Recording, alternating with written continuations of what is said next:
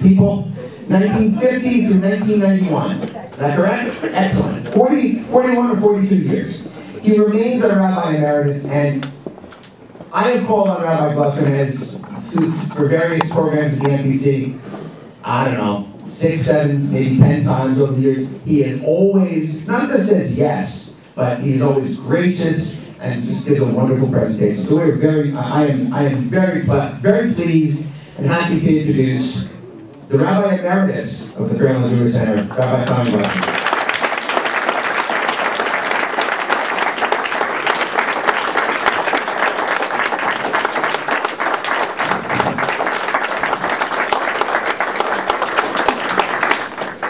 Thank you, Evan.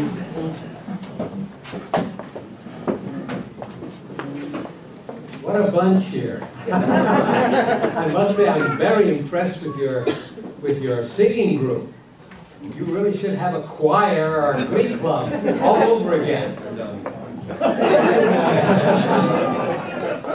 I have a feeling of deja vu all over again.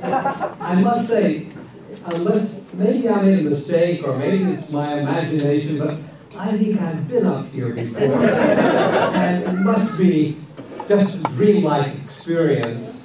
Nothing very, very real, but you'll have to take me for my word. Your faces are familiar. I'm not saying they're old faces, they're familiar faces. And I would like to let you know, I'm speaking on behalf of Helen and myself, that when we arrived in 1950 from Durham, North Carolina, the Men's Progress Club was already a functioning club.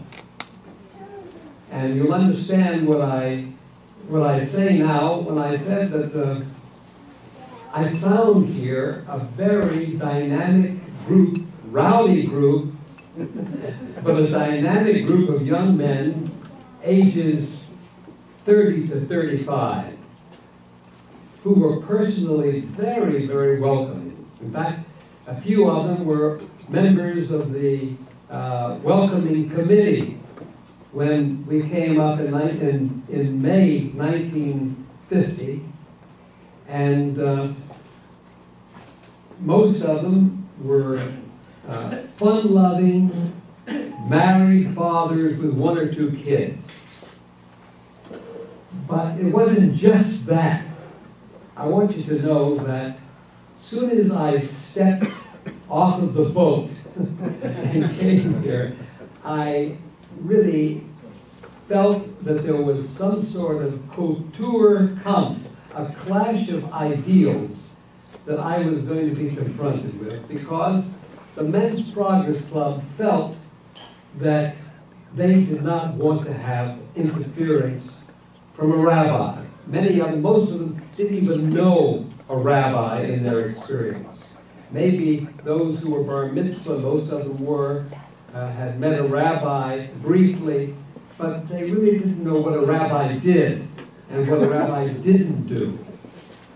And so they really looked on their first rabbi, I would say, as a killjoy. And why do I say this? Because they already were in place and they had their own agenda. Regularly, that was before the building was up. They used to meet in meeting rooms. And they used to gamble. They used to have card games on a regular basis. They would have a beefsteak, non-kosher. So you can see how far you've come, that just about everybody is wearing kippot amongst the men. And there, I think that they would have committed harakiri before they put on their yarmulke, because many of them came from secular households. And also, they had questionable entertainment. I'm not going to go into that in detail. And I'm not going to say that they learned from the experience in Colombia last week, but they did have questionable entertainment. And some of them, perhaps most of them, resented my role as an interferer in their way of life. The rabbi, they felt, should be confined to religious matters. He should be put in a room, conduct services on Friday night and Shabbos morning, and perhaps conduct the Hebrew school, make sure that their children were being given lessons prior to bar mitzvah. There was no bat mitzvah at that time. And I, in turn, was fresh out of rabbinical school. In 1948, I graduated, and I had a different view of the congregation than they had of the rabbi. Due to my training, I felt, and I made my point very, very clearly, that a rabbi was not limited to the shul and to Friday night and Shabbos morning services.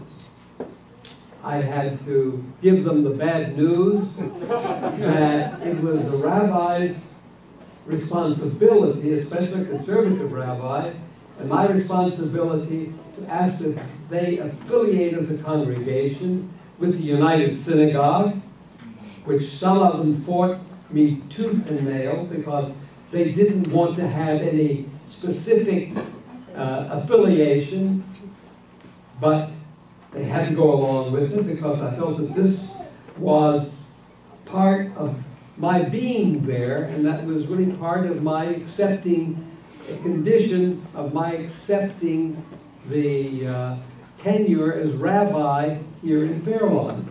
And I also spoke to the Men's Progress Club about the fact that they should affiliate with the National Federation of Men's Club, which was very, very new at that time. And again, I was hit with a lot of resistance because of this. So you can begin to see some of the tension that faced me when I came here when I was 26 years old. Basically, they wanted a center, a community center, to be just that, a social center like a Y with secular activities. And it took at least 4 or 5 years before changes came about and evolved in our relationship. I didn't mention to you, some of you are probably aware of the fact that calling the organization Men's Progress Club was really very questionable and problematic, because this was during the McCarthy era. And I was visited by an FBI agent. This was Emmis. This is true. They wanted to know if there was any leaning or affiliation with the Communist Party. And I had to tell them that this was really a social group which was part of a synagogue, and they left us alone. Now, what actually created a change in the organization? Well, we had to do some hard work together in order to relate together. And one of the things that we did, and I'm very, very happy, every year we went away to a retreat. Nobody here remembers this, I don't think. But we used to go on a retreat. And then we really were able to create an atmosphere of warmth and understanding. They knew that I was not just a barking dog, and that I was not really out to change their lives overnight. And I learned a great deal about them as a result. That these were very, very warm human beings with very good values, but they didn't have a chance to try these Jewish values on for size. And that came in time. So we straightened out many of our differences, and eventually this relationship became a source of strength and stability. We mutually learned from each other.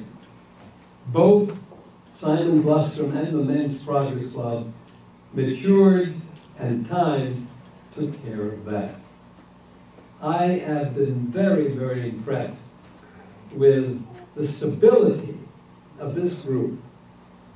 after 70 years. And I'm very, very impressed with the quality of this club and the values that you present to the Fairlawn Jewish Center and to the public out there. It was Rabbi Judah Ben Tema who said, Ben Shivim L'Seva. A person who is 70 is known for maturity, a ripe old age. I can certainly attest to the fact that I'm past that. You can see by the color of my hair. But also, you, by virtue of being 70 years old, have given us reason to feel encouraged and that your future still lies ahead of you. Thank you very much.